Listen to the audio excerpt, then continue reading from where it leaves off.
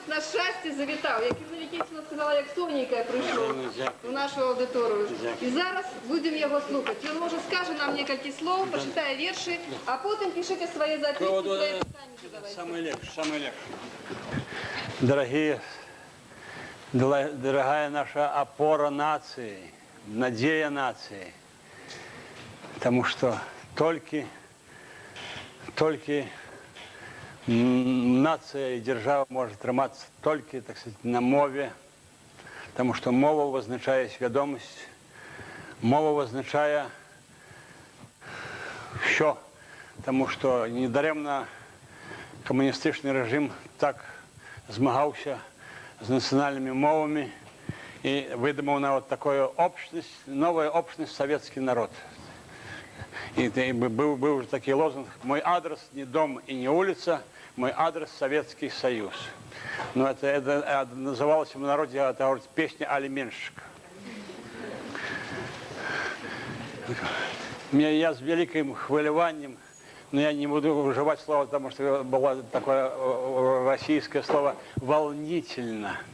Значит, я просто хвалююсь, бачивши столько молодых очей, столько щирых белорусских, кривицких душ, что, ну, душ, я говорю в сенсе, что это, потому что душа вечно живая, потому что другое понятие души, так сказать. Що ми, як давайте, не було, це як був такий анекдот, що Старшиняк пройшов лектор, це саме на український колгасп прийшов і читати лекцію. І читає лекцію, Старшиня методично час від часу ляскає пугой: встать, сідайте, встать, сідайте. Це закінчив лекцію і говорить, голова колгоспу, для чого ви пугою ляскаєте, сплять гади. Так вот, как не было, кстати, украинского варианта, давайте, я не веду, да давайте испытание, а после я почитаю, что вам хочется, потому что коласка. Как не было, так сказать. Коласка.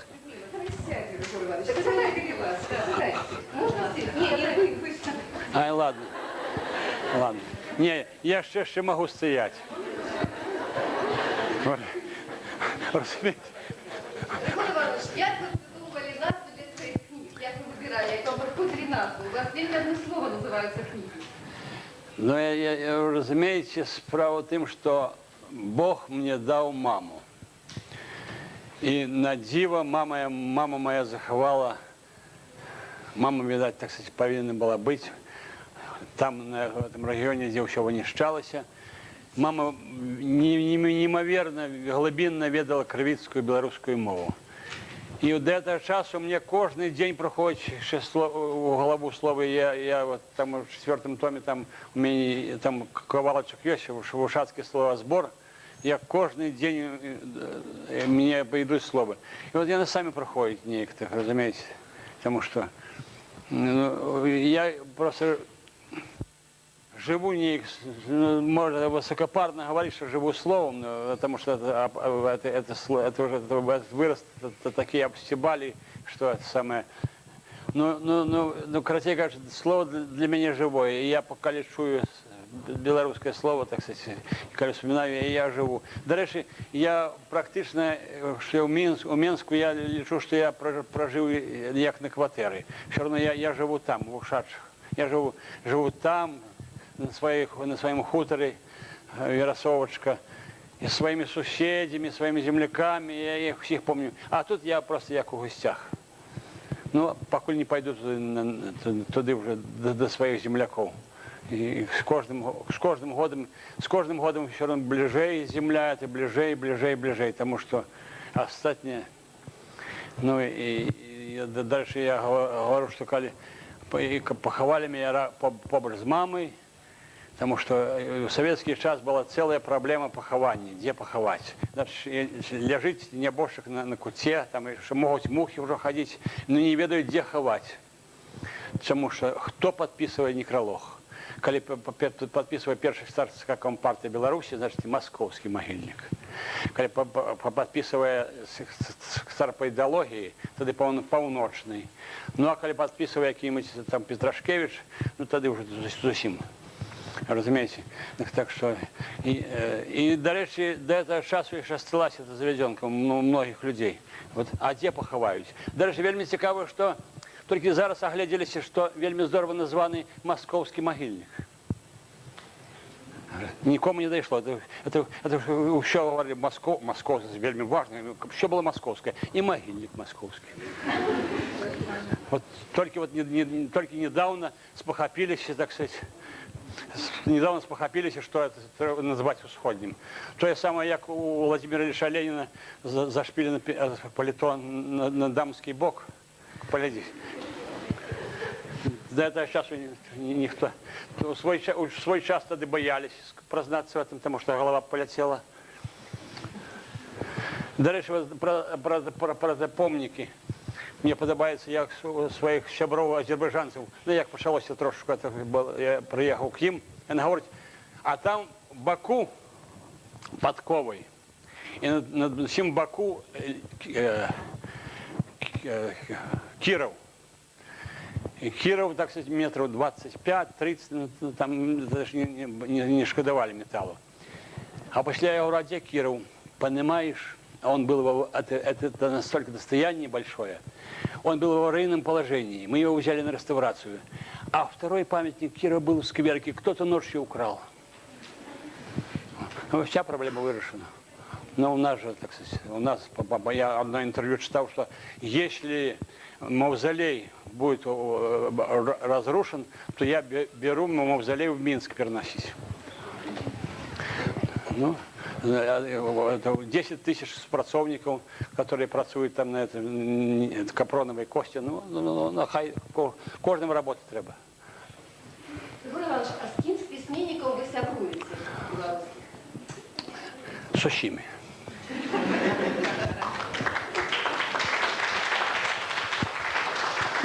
С усими. Справа в том, что самые близкие сябры мои уже там, куда я пойду. Самые близкие. Это Короткевич, и опошнее, что я не могу никак, так сказать, вот, Василь, который, так сказать, был для меня и батьком, и братом, и сябром, и всем. Ну, треба жить всех. А так, в принципе, я им нос не кусаю, я ними не кусают нос. Это як старшиня Колгаса, помните, выступал, что нехай живе Карл Маркс, нехай живе Фридрих Энгельс, нехай живе там Калинин и все. Говорю, и навол нехай живе кто с кем хочет. Я по принципу, так сказать, что, так сказать, хай живут, кожному свое. Скажите, пожалуйста, а як до вас пришла думка такая, задума творчая, переособить Библию вот поэтичный парафраз Библии? Вы разумеете, потому что вся поэзия, все от Библии, потому что ничего не мудрей, за Библии ничего нема. Просто я вам еще скажу, что я выховывался, мама моя формально была не письменной, но она была гениальным филологом и тому подобное. И я все-таки в речи Библии выховывался. Ну, на счастье, так сказать, я только был комсомольцем. Пионером не был, партией не был, в КГБ не был.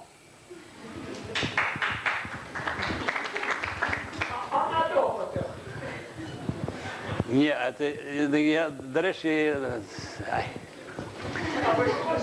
обошлося.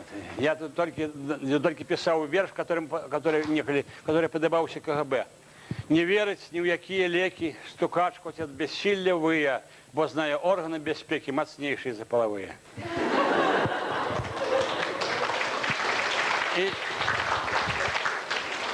І я ведаю, що докладно, що їм подобався. Хоч мені був друг український Євген Ліцюк, у нього був вірш про КГБ, і там я такі радки були. Я так не знаю сам себе, як знають хлопці з КДБ, мої біографи невтомні. І от ми неколи баков пили, так сказать, хорошо, но я, до речі, я уникальный человек, что столько не живу, сколько я не пью. Я не пью 74-го года, можете видеть, так что. Ну, пил я гениально, так что... Знаете, вот Ліцюк, некая делегация, письменники украинские выступают в неким колгасе, где, у школе КГБ выступают. Их человек 17. И вот Ліцюк говорит, этот верш почал ходить по рукописям и тому подобное, и он третий выступает. И он, когда прочитал этот верш, такая овация была, что остатних 15 уже никто не слухал. Так что, так само нормально, это же работа. Я ще Василю поспів, Василь читав те саме. Завсюди Бикова любили стукачі, і як могли його оберігали, бо заробляти давав на добрі харчі і підвищати віжовські регалії. Ну так само. Ну, робота, ну, як ні, хай кожний труд благословить удачі. Що ви завжди сміло писали про кохання. Ці не виникла в вашому особистому житті проблема з этого. Яка проблема? Яка проблема? Проблема, конечно, такая. Взрост, все взрост.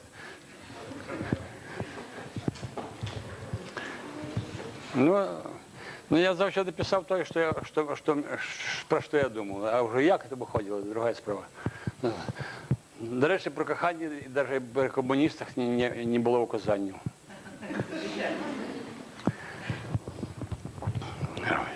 Яку роль відіграє ваша сім'я у виникненні ваших віршів для дітей? Ну, яку роль відіграла ваша сім'я во возникненні ваших віршів для дітей? Ну, вы разумеете, что як росла дочка, я писал верши для дочки. Теперь внучка, я писал внучка. Был у меня любимый кот Мирон, я писал для его. Ну, а после с тягом часу я писал таких называется семейный портрет. Коли мы разом, у нас маразм. Семья это добро, но колена у людей. Семья есть семья. Это, як вам сказать, доброохотная промысловка.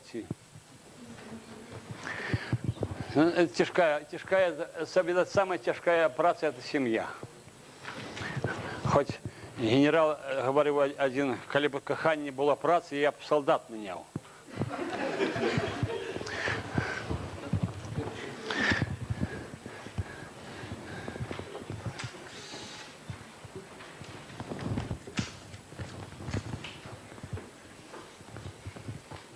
Ну, ви знаєте, треба за одної записки можна було проходити до вас. Дядька Рагор, ви самий мужчинистий поет Беларуси. Ну,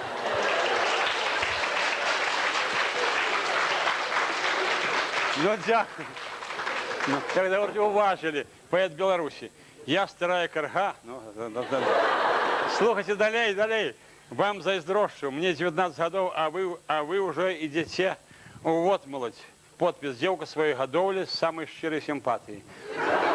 Ну, вы знаете, я это заховаю, так сказать.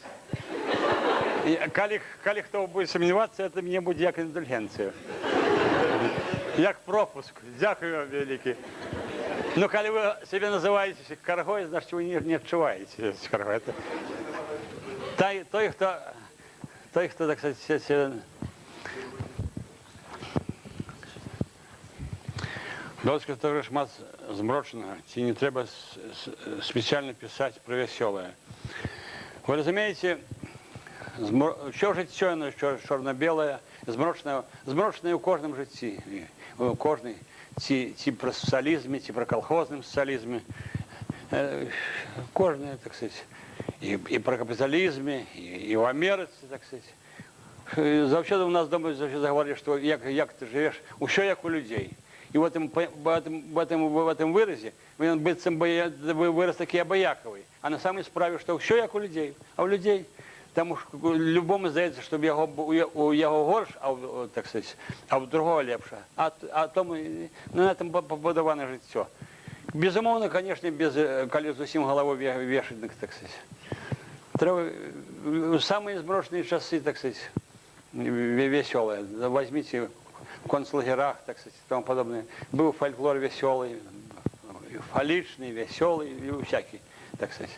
Я маю фольклор, потому что только, ну, безумовно, понятие веселости, оно складанное, так сказать. Бывает просто, так сказать, такая веселость от шарки, веселость от думки.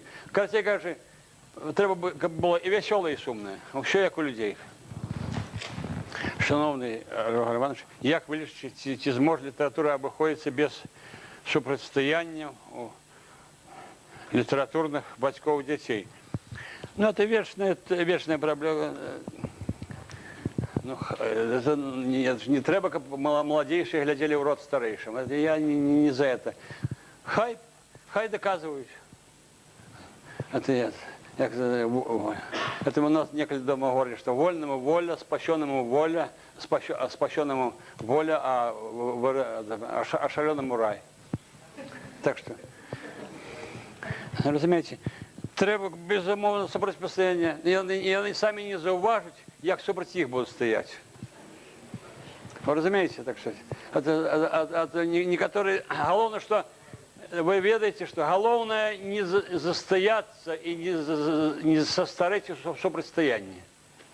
Самое главное, что можно состареть в этом сопротивостоянии, что будешь супроть, а полиша, супроть уже тебе не воспринимаешь. И коли супроть кого стоять, то значит, он заслуговывает это.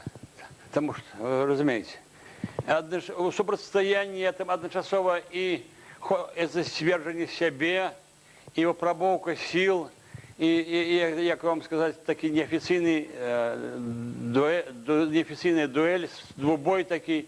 Так що, що як у людей, аби був рух, аби рух був. Як відомо, ваш сябр Василь Быков доволі скептично ставився до можливості одродження родими, живучи надії, але без віри. Чи поділяєте ви його думку? Дякую.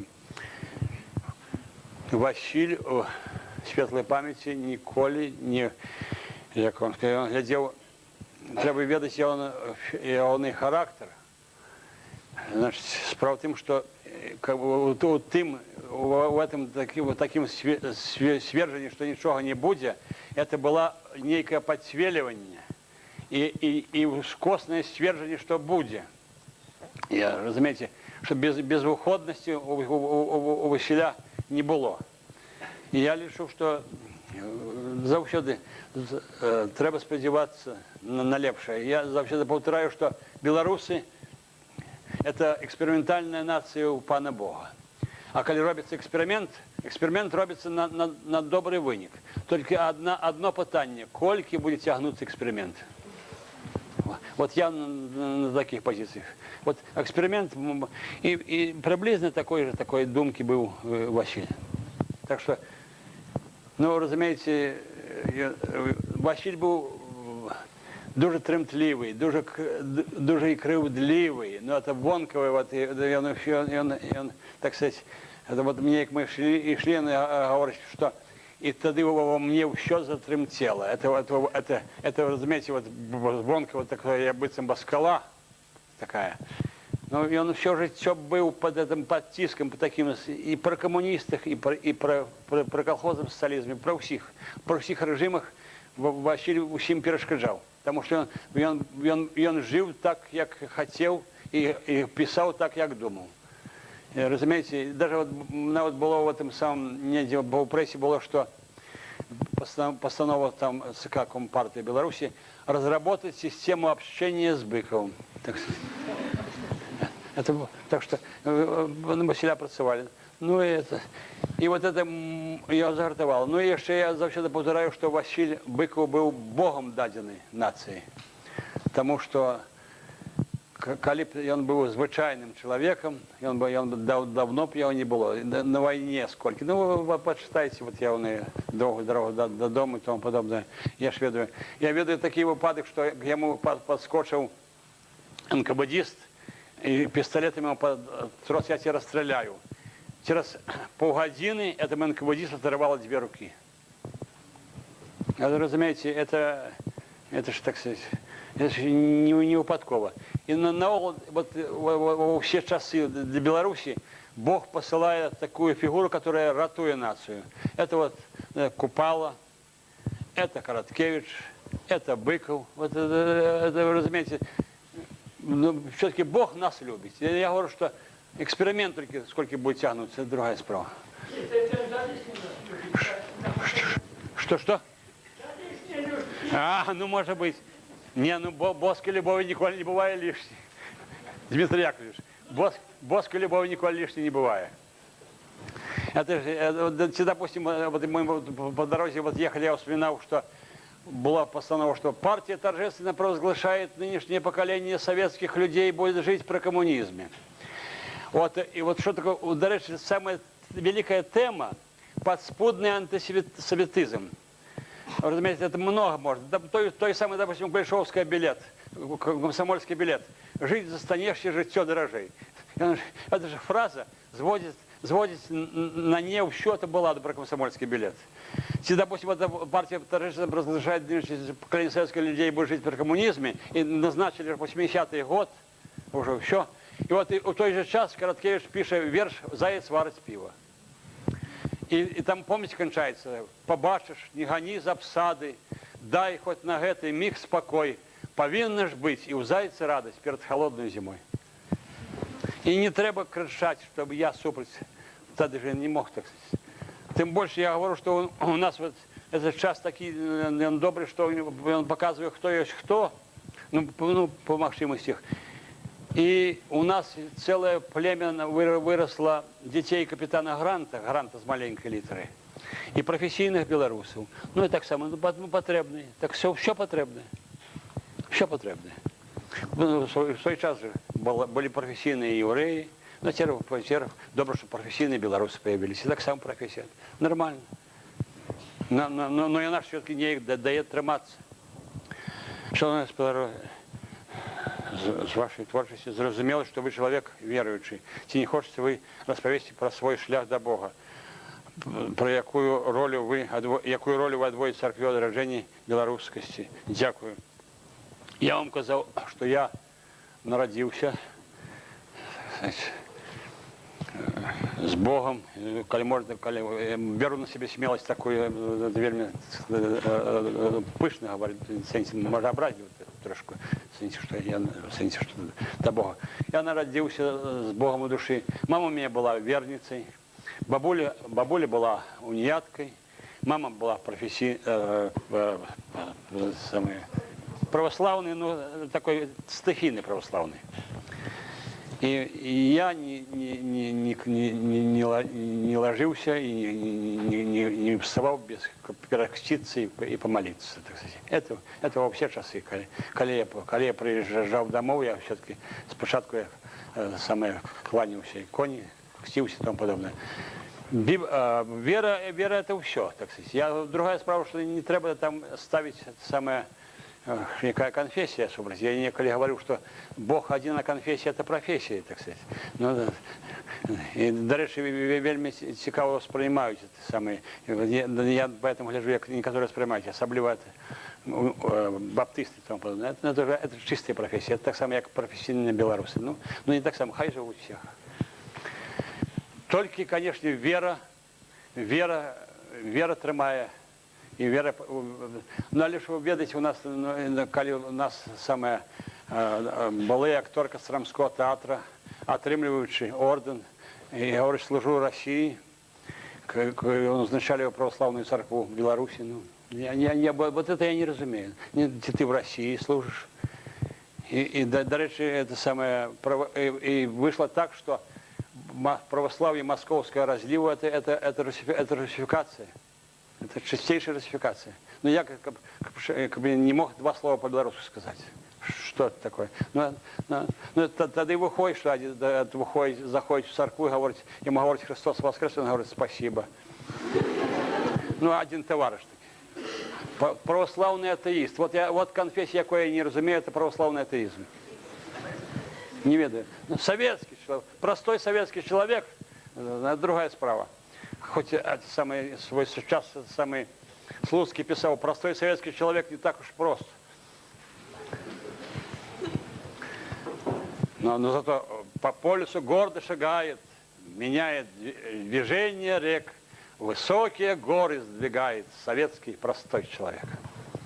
Мы Владимир Короткевич, мне хорошо взявший, говорили, что Ваня, ты эту гору трошку левей, а вот это правей. Ну, потому что чему, допустим, коммунисты змагались так з релігією, з вірою. Тому що только вера обороняет душу, а душа вечная. Так что я за то, что все-таки треба жить с Богом и душой. И самое главное, самое вам, как молодым, як там жить будете, там все подобное, не продайте душу, заховайте душу, будет все. А продасте душу, ничего не треба не будет. Ни коттеджи, там, ни мерседесы, ну, да я такой думаю. Господар Жагор, что вы можете сказать про закрытие нашего белорусского гуманитарного лицея имя Якуба Колоса? Ну, что я могу сказать? Ну, это маленькая такая краничка, и то ее хочет заглушить. Ну, значит, бояться. Это я еще раз говорю про то, что бояться, что национальные кадры растут. Оно, значит, это некоторые писали, нас не любят, нас боятся, поп, кудлат и кулак. Это, Крапива. Крапива. Да. Поп, кудлат и кулак. Ну, а тут другие боятся лицея. Я не буду называть по прозвищу. На ночь, а то снится будет. Скажите, пожалуйста, в какие архивы вы сдаете свои творы? Ну,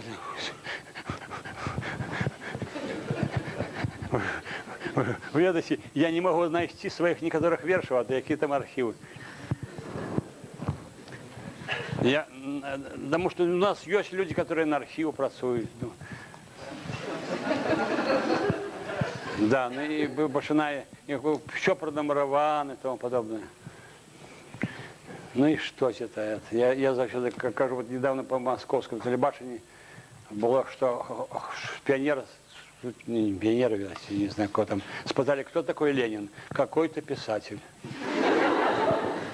Так что работа на архив, уже на Ленина столько потрачено, так сказать, як вам сказать, намагання.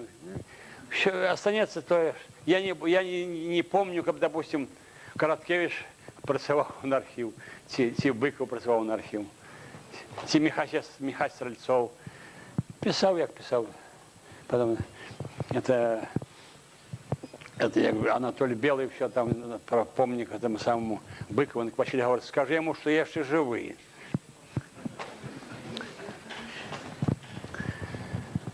Здесь, короче, хочу замуж за поэта.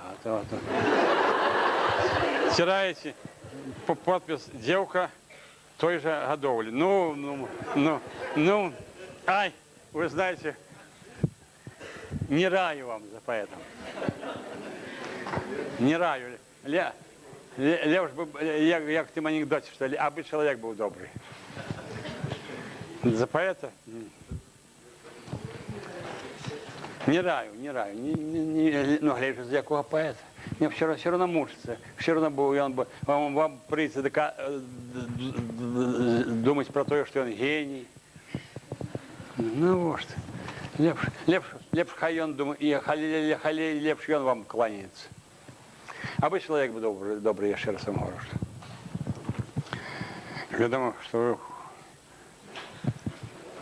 Відомо, що ви узнагороджені орденом дружби, медалем Франциска Саліна, знак пошани. Розкажіть, будь ласка, що-нибудь про це. Ну, розумієте, була традиція, значить, про певний час группа узначаливалась, и эту группу ставили.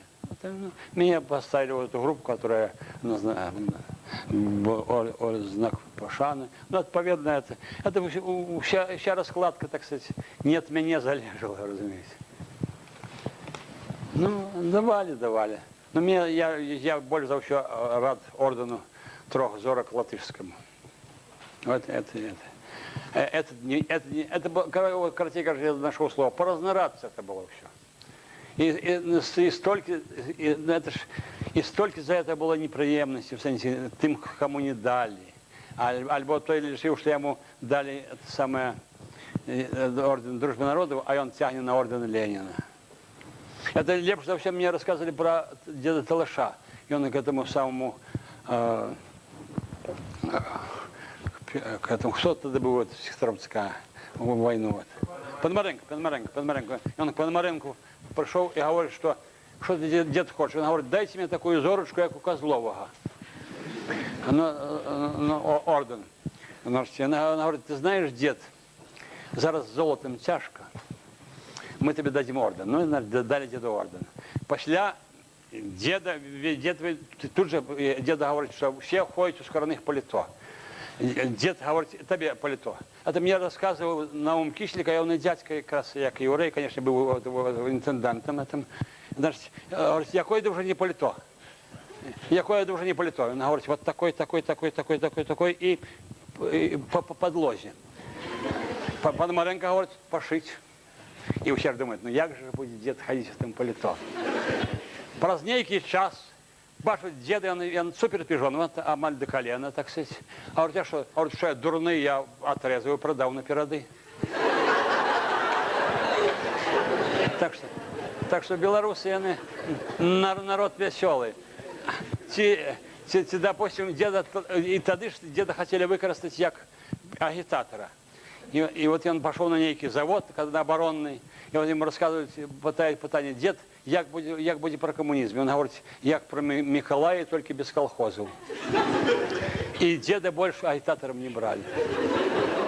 Так что, вот это снова таки, як вам сказать, скрытый антисемитизм, то есть светизм. Скажите, ласка, як вы ставите до об'єднання з Росією? І ці бачите ніякі перспективи Білорусі як самостійної держави. Ну, коли хочуть у губернію, так сказать, той, хто хоче у губернію. Я за то, що з Росії ставиться, як Росія поважала нас, а ми поважали Росію. Без опльовування, ні з того боку, ні з того боку. По принципу, нехай живе хто як хоче. І Білорусь повинна бути державою особною, а Росія особною. А коли там понятие, там начинается рублевая зона и тому подобное. Но я думаю, что некоторые зразумеют, коли от их банка отберут, то тогда я буду за самостоятельность. И вспомнить мову. Да. Обдумался монах, что у карманах, знаете. Россия великая держава, так сказать. Хоть я недавно цитату нашел. Это самое, Россия государство не промышленное, не торговое, и задачей не докладно цитую, докладной задачей его быть грозою мира. Николай I. Так что, вот я за такую политику, я супер такой политики. Ты великий, той, кто великий и могутный, то и не притесняя слабейшего. Это старый закон. А коли тебе хочется, може і да може.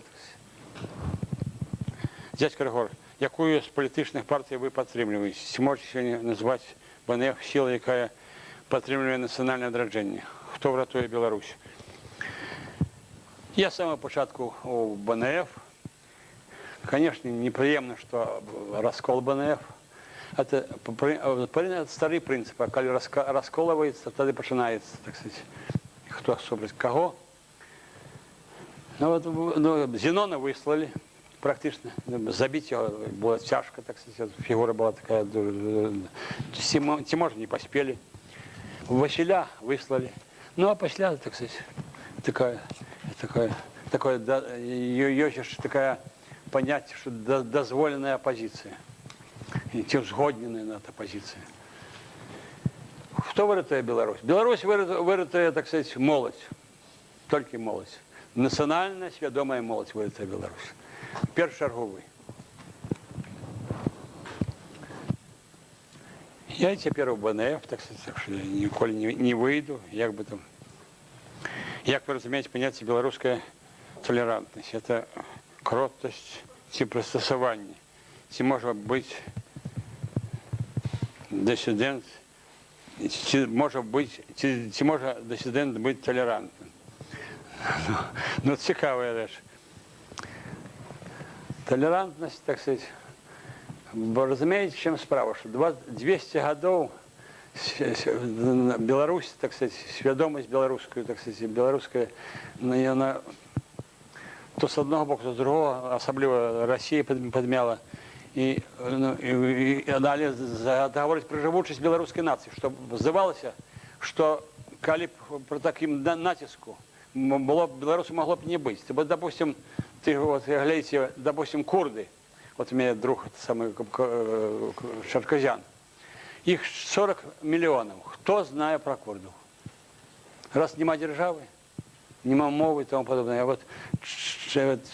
А у нас пока все-таки тримається. Я вам говорю, что це може бути це саме процесування. Просто не процесування, треба бути самим собою. Вот я за то, так сказать. А білорусам, і зараз задача у всіх режимів, і російська, і польська, так сказать, тоді, і теперішня, так сказать, не дати білорусу бути білорусом. І коли білорус буде білорусом, все буде нормально. Но диссидент, это самое, может быть толерантным. Это некоторые в советский час говорили, что такое диссидент, посидент и отсидент. Так что выбирайте, якое вам подобається. Поняття диссидентства так само вельми складане, вы разумеете? Потому что это я неколи в Америке был, я помню часопис «Америка», и там фото на первой сторонке в окладке. Черненко стоит так, вот так вот. И його з одного боку тримає, а другий плащ, написано «Керівник Совєтської держави». Ну, справа, ні, я не к этому. Фото, я трошки фото ведаю, ми вообще лепші фотокори, мої сябри були. Снято третьим снято. И снято хорошей аппаратурой. И продадено. Разумеете, так что все. И наш обмениваются информацией и ты, и служба. Потому что и тим треба работа была, и тим треба работа. И вот отсюда, и тут и диссидентство, оно складанное диссидентство справа. Так само. Потому что она повинна быть неким боком підтримана.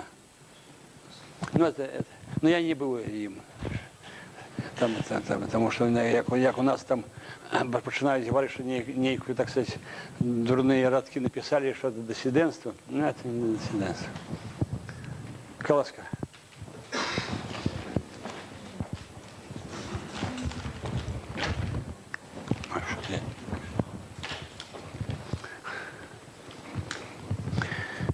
Хто з заміжних авторів вам симпатичний? Многовато мені авторів симпатичних, я вам чесно говорю. Я все життя тягнувся до європейських авторів. В той час було, звісно, тяжко і набити, старався. А зараз я не веду, як там. Зараз інтернет і все це, по-моєму, трошки читабельність, читацькість знизили. Ну, але нормально.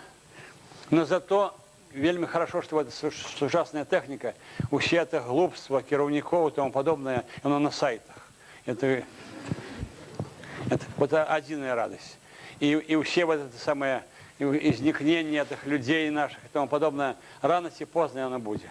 Неколи Василий говорил, что чему мы про это самое про минулое слабо ведаем. Говорит, сукачи были неэдукованные, писать не умели.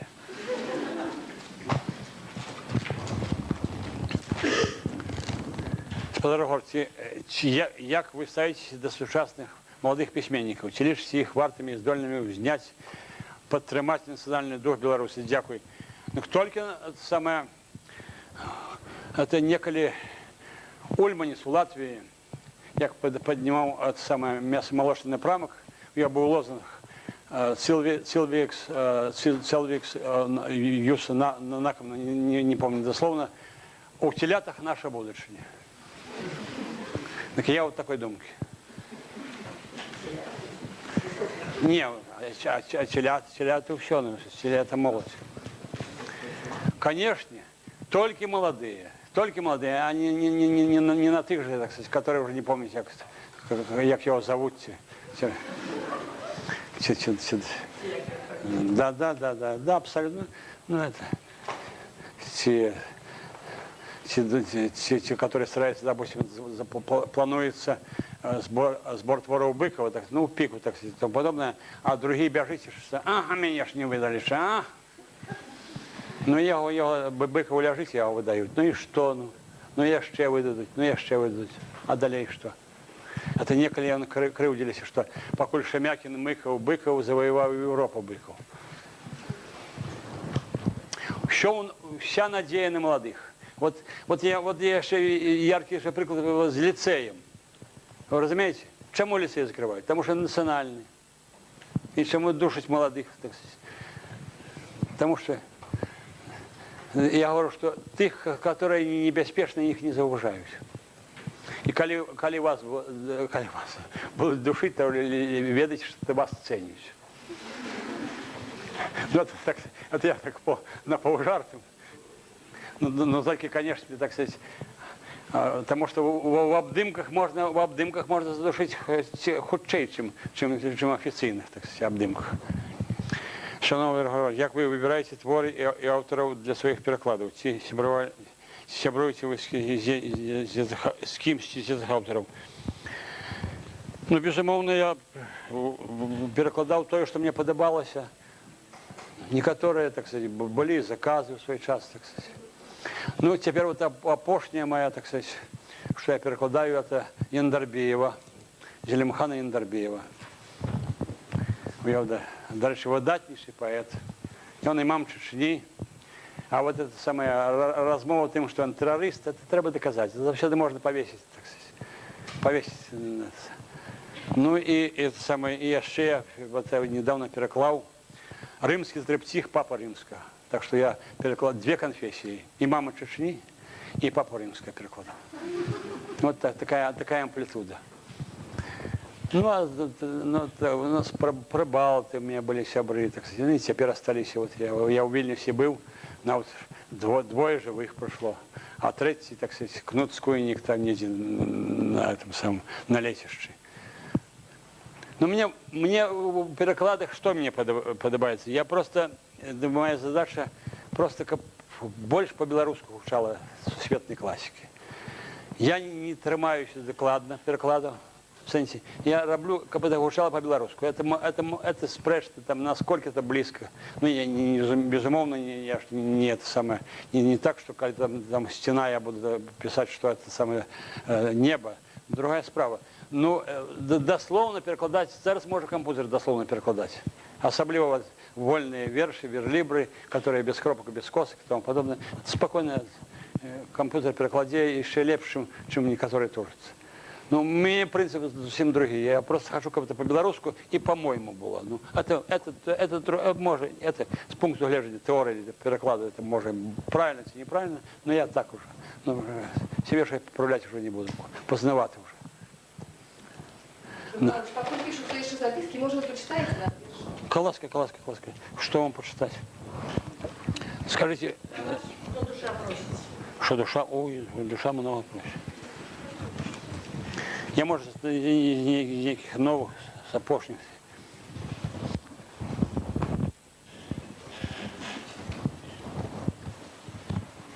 Нет, я что не лежить.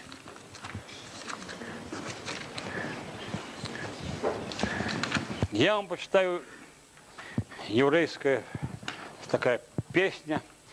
Это вот я и шел, Михаил Гордон, «Чарочка горелки». Неяк раз до моего деда сват пришел, каб зашлюбить маму с татом с добрых слов. Вой, без толку гомонили до светла, покуль чарашка горелки не пришла. Дякую чарашцы, отбыўся гэты шлюб, дякую чарашцы, стаў тата маме люб. И гуліўся наши гости, як смялі, и горелку дождь великую пили, и музыки играли так, что свет притих, и скакала мама в центр, и леп за усіх. Дякую чарцы, был на маме тата мой, народился я и стал свято. Ой, а коли меня обрезали, коли, да горелку целый день тады пили, мазалтом мне щиро зычили до слез, каб на рабина великого я рос. Дякую чарцы, был на маме тата мой, народился я и стал свято. Ой!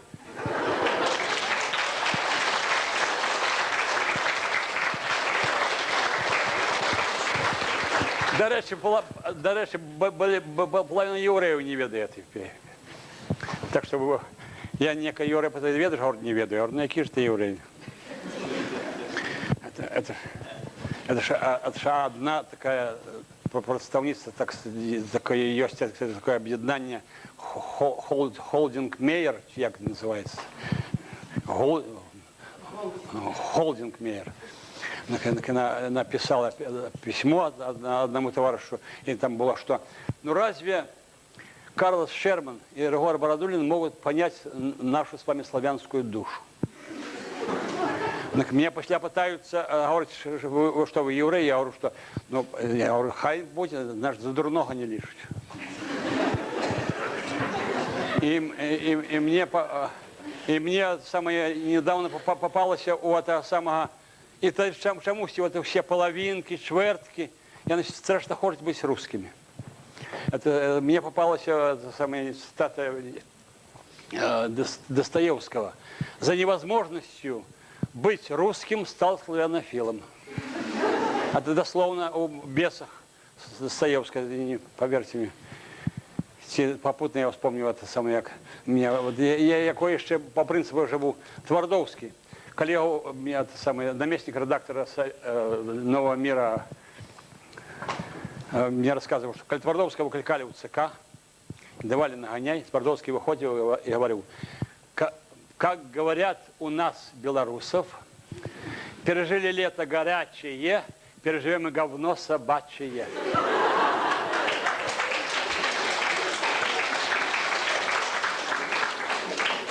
Я живу с этим самым завещанием Твардовского. И вам раю. Это, вы знаете, Твардовский дословно. Горячее и собачье. Подкреслю. Дожинки на рунь не умирушися Василя. Нечисть на землю беду накликала, перегородила белый день гора, засталася Беларусь без Быкова, бедной хатой, без господаря. Да было наутро пенне хінуся, знемелага ў беспрабуддзі. Васіль быў хатнікам Беларусі, а хатнікі паміраюць, як людзі.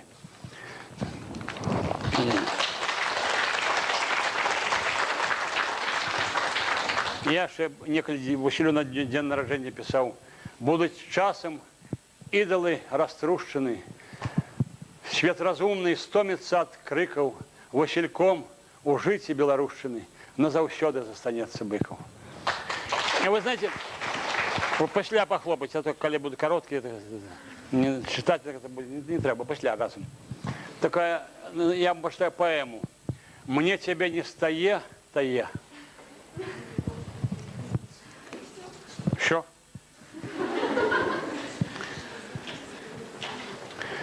Пакуль мы ўсё яшчэ сабе належым, и сами на земле бацькоў пануем, пакуль не бьем чалом суседским вежам, бо вежу белую свою шануем, пакуль не душим горло думкам свежим, и хмарачосы подлостью руйнуем, и старцами по свете не начлежим, и вольных не зайздростью раўнуем, мы незалежные. Тень воли и у пячоры на стене хотел откреслиться и дрыжева зябла, огонь няволі тлеў у зяпе д'ябла, гнев ласкавеў яшчэ пра перуне. Тень волі крылы птушек праміраў, каб асланіць бег часу несупынны. І горы гора прыгіналі спіны, і хмары змрок паціху помирал, тень воли, днев и запрошал святло, доверить людству позірк свой и поділ, день воли рос, як пасынок стагоддзіў, каб на землі жыццю было цяплей было. Тут, нет, туды не вернуться, где сна мне мулка, где высокосно, теплым заливом, где спину не разгиная вулка, где вуж дагэтуль живе под хлевом, под небо, над маминой хатой выйсці и в жовталісці згубіўшы кроки. Бо, як сказаў Караткевич калісьці, земля чакае и вечер яшчэ далёкі. Вечны жывы, страх жывы, ён баится таксама, як и ўсе, и яму невядома, где надзейная тая брама, за якой будет тихо, як дома, под якою страхою страху затулиться ля неба, стоится, страх с ахвярой идзе на плаху, не ляжится ему, не стоится, твердолоба, зерката, затята, смелый страх, позирая на ката. Яшчэ один. На прагалістай лесасецы яшчэ не затих, сосна ў паваленых крык, і на тое одна сосна засталася, каб на ёй повесіўся маладзік. Вось і восень у наших краях, а якая там паравіна, мох зязюльчин рэху под ноги лёг, дремле лох, не спіць баравіна. На глухих от бур'яноў хутарох расцвітаюць котовы мутки, краски тихие, памяти на порог.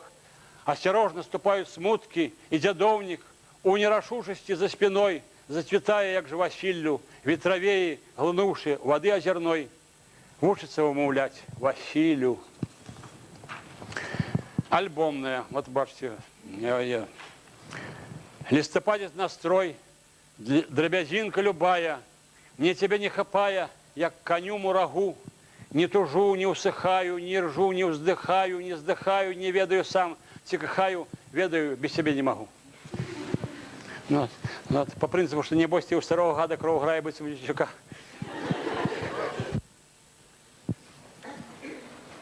Перед выходом из Египту, с его Гаймина, Моисею, дакуй, развинать мем, покутал собой, и ярмом фараоновым надрывать нутро, и болезавывать мем хлустнёю своей, незмыўная ганьбой пропекленное таўро, як не звар'яцеем, дык 40 гадоў якраз, калі не заб'юць і ў ярме не звалімся мы, што потым прарочы, і быў адказ.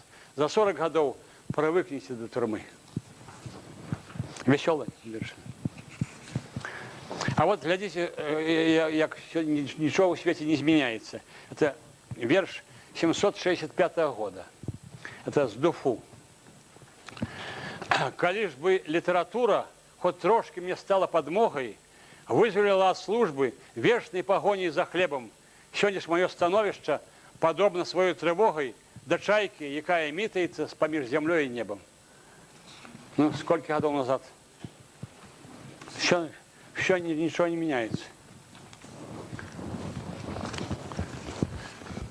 Я, может, мне пару перекладов почитаю. Я вам почитаю Лорку, пару вершев.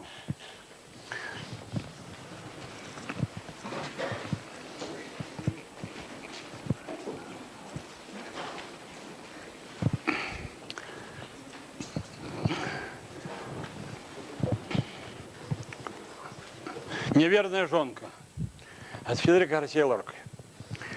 Паціху ішлі да рэчкі, здзівіўся, але не дужа. Думаў, вяду дзяўчыну, а звёў я жонку ад мужа.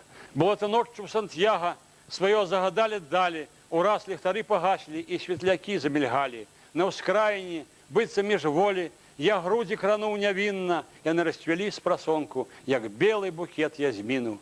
Крухмал я звонкай спаднічкі, мне вушы глушыў без жалю, нібы небасхіл шаўковы у стона зжоў разразалі, а неба забралі дрэвы, нідзе не відно прагалін, і даля гляду сабакі далёка за рэчкай брахалі.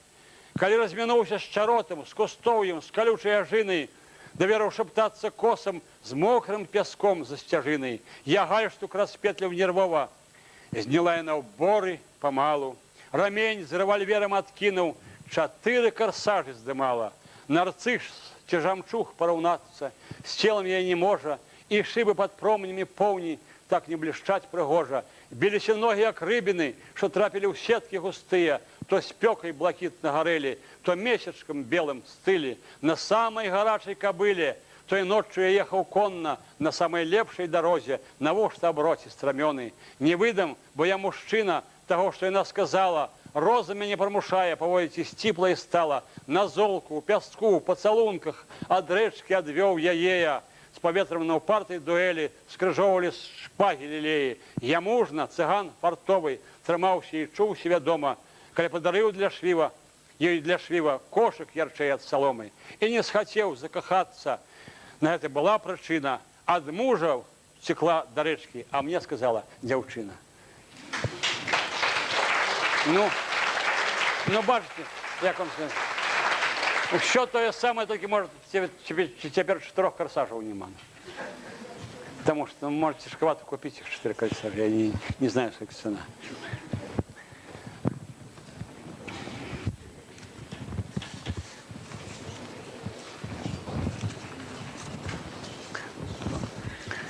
Просьба одноженца. Не сребраной, шарою, не золоченой, с крыницы воду пить со жмени смачней. Карай меня, Боже, одной нароченой. Мой лёс не выкуливай из весельных саней. Хай древо мое родоводное кроной, шуметь каля зорок, не иди на корчи. Карай меня, Боже, одной нароченой, а не нарочонок не дуже лиши. Ну, може, які питання є, Каласка? Ну, ще один вірш. Такий веселенький. Каласка. Коли я дойду, поставьте мне валун сивый и крыш на валуне, засведчить крыш, что одышоў з імшой, поганец кшчоный, уніяд душой, крумкач, як чорный плач на валуне, спачне і значыць памяне мяне, і стрыж, як крыш, зранцвелы прамільгне, тень студзячы ў труне на самом дне. Коли я замолчу, поставьте мне валун сивый и крыш на валуне. Ну, вот такие веселенькие.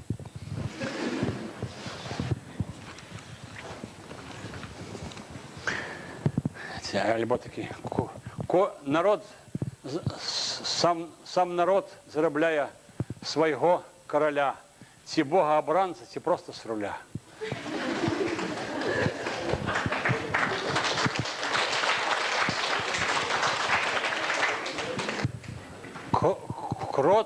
Кот праводзіў рэферэндум, клапаціўся пра мышэй, мышы верылі легендам і пішчэлі ўсё цішэй. Створаць памперсы інтым, ім зайздросціць унітазы, трэба памперсы і тым, хто падпісвае указы.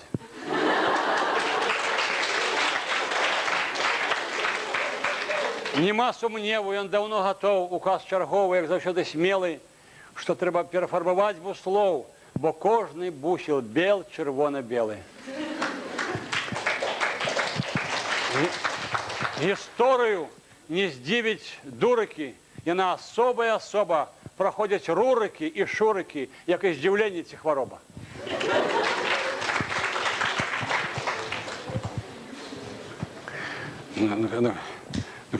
Мне верш, вялікі дзякуй.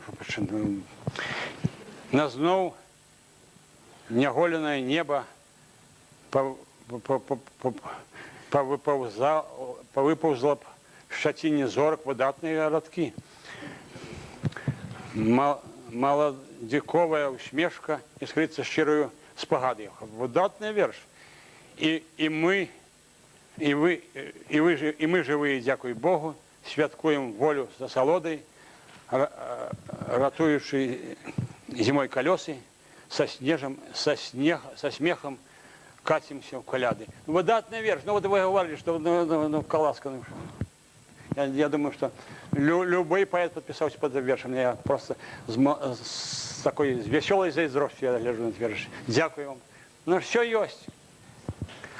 Все есть. Все у нас есть. Только не умеем показать. Те, кто той... Як той ушацкий сватався до дзяўчыны, говорить, я тебе яшчэ не ўсё показаў, половину мотузом провязаў. памятник часы взлета вот наших поэтов филфаковских, молодых, які так само починали. Так, тут з філфаку все починалося, вся зараза починалася з філфаку. Ну, тоді ж все, за виключенням Короткевич, так сказать, був, так сказать, випускником Київського університету. Ой, много веселого было. Много веселого было. Была проблема, так сказать, и чарки, и скварки, и надруковать нечто, так сказать. Потому что и тогда неохотно друковали то, что вышло от души. Но помеж собой жили дружно. И Блатун, там Семен, и Михаил Стрельцов, это светлейшая особа, интеллигент. Это Михаил Стрельцов не после Короткевича по интеллигентности. Потому что по интеллигентности, як Быков, як Короткевич. И, до речі, Короткевич был вельми простий у побыті. Я говорю, что на Беларуси есть Фома Фомич, так сказать, это была такая мянушка. На Беларуси есть Фома, а больше письменников нема. И вот Володя говорит, на Беларуси шмат дерьма, а с дерьмей за всех Фома. Ему это ничего не значило, так сказать. Это самое. Я говорю, наши эмоции гордые, что ж твой лёс тяжкий, под вашими торбы, на коленях торби під вашими мішки. Він говорить, він нормальний, і Володю сприймав нормально. Один, що завжди на мене кривдився, тоді ж, по-перше, ми вийдемо щільними рядами, нельзя було п'яти. Так ми п'яли, а після одночі я проп'яв, що над чаркою ми не раз ридали, а якщо Попов завівся здор, ми рухнем щільними рядами, народний воль наш просторон. І він мене ледь не забив. Не пошляй, собака. А до речі, так сказати, чому у нас, допустим, у нас цереваний гімн, штопаний гімн? По-перше, був перший, ми білоруси з братньою Руссю. З якої Руссю? З Київської. Ну, вже не письменний, так сказати. Не говориш там про натівську. І тепер подцеревали гімн. Один з церевальщиків гімну, я його пам'ятаю, до речі, в університетській. І він на гармоніку, там в интернате я, правда, уже кончил, но я ходил там до девчат. До одной ходил, до одной. И там на Свердлова, и он растягивал гармонику и пел. Не хотелось помирать буржуям немецким, але тут почал стрелять командир советский. И вот он после царевал этот гимн. А гимн можно было принять могутний Боже. Ну, вийдемо щільними рядами, може, так, одного комуністів там кривдив. Той, хто вначале руками ще по гимну хотел быть автором гимна. Потому что это я не тут рассказываю. Мне звонит Лучинок, говорит, а у нас гимн, музыка готова гимна. Я говорю, ну, а слово я веду, кто написал. Лучинок поклал трубку. Ну, и так само, як помник у Куропатах, так само завалили самі. Тому що, який принцип? Слабому, як був совєтський варіант, що мало високомастацький. Так от, коли у Куропатах від держави було поставлено був камінь, після можна було, але від держави. Розумієте, одно головне не дати прознати. Ну і знов таки, чоловік, який, так сказати, завалив це саме, зараз тримав галерею на колесо. Ну, самі себе говорять, хто себе, сам себе. Ви закінчимо філфак, будете з того часу, ви часто навідуєтеся до нас у гості. Ну, буває. Буває, правда, тут вже не знав, що ви у кузні партійних кадрів. Те. А я думал, чтобы не в доме колхозника, так сказать. Вы знаете, что я вам пропою песню шацкую. Якую вам? И веселую, и такую. Веселую. Ну, А дед бабу разувал, разувал, разувал, разувал, разувал. Под ножичку поглядал, поглядал, поглядал, поглядал, поглядал. Ой, бабулька, что за зверь, что за зверь, что за зверь, что за зверь, что за зверь. Я ж боюсь, каб не з'ел, каб не з'ел, каб не з'ел, каб не з'ел, каб не з'ел. Ці ты по лесе не бывал, не бывал, не бывал, не бывал, не бывал. Черных зверов не видал, не видал, не видал, не видал, не видал. Ты, дядулька, не робей, не робей, не робей, не робей, не робей. Это птушка соловей, соловей, соловей, соловей, соловей. И она слышит и пяеть, и пяеть, и пяеть, и пяеть, и пяеть. И спокою не доеть, не доеть, не доеть, не доеть, не доеть. А дед бабу разувал, разувал, разувал, разувал, разувал, долго разувал.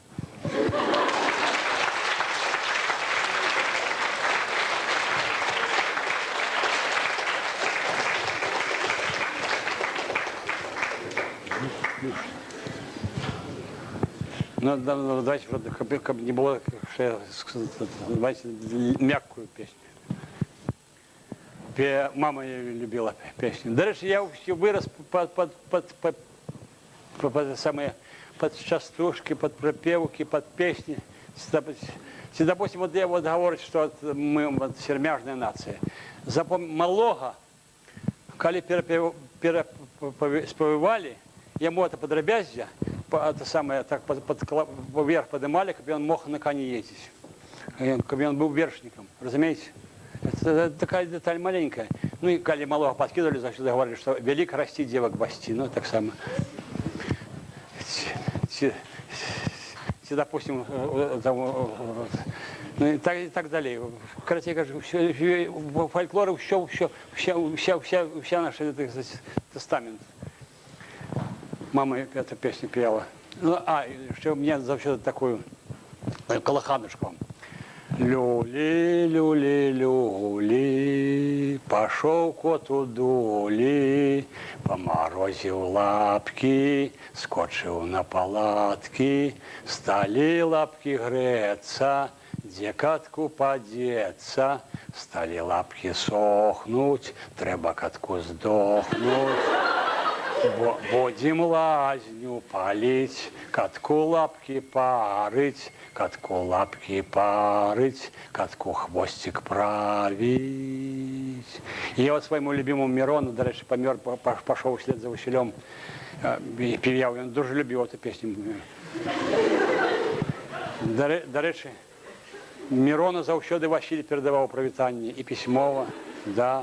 И вот опошнє вот наведання Василя у Боровлянах, и он говорит Мирону привітання и тому подобное, и рассказал про своего кота. У него, ну, там, Бочки, лесная вёска. Кот, як починалася весна, шел на полювання. И только под осень з'являвся з зайцем на плечах. И вот только, говорит, однойче такого великого зайца и на горище, и ел там его. Говорит, один раз поделился с ними, что настолько был великий заяц, что он по вугле лез, и заяц свалился. Так что, ну и такие мягкую песню вам. Перепелка, ты не ви гнездечко, близко для дорожки, перепелка. Пастушочки коровок погонють, яєчки заберуть. Пастушочки, конюшочки на ночлег поедут, гнездечко разбуруть. Конюшочки, перепелка, ты не ви гнездечко, близко для дорожки, перепелка. Я же это люблю песни, мама мне сейчас спевала, это практично лёс Беларуси. Ну, Каласка, коли что есть питання. Великий дядька Григорий Иванович. Пробачте, что может затягнуть, что...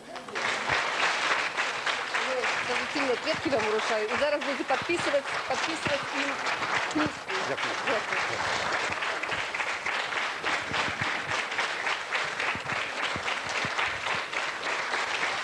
Дякую вам. Дякую вам.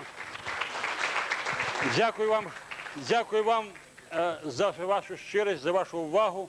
І дякую вашій виносливості, що ви не заснули. Кстати,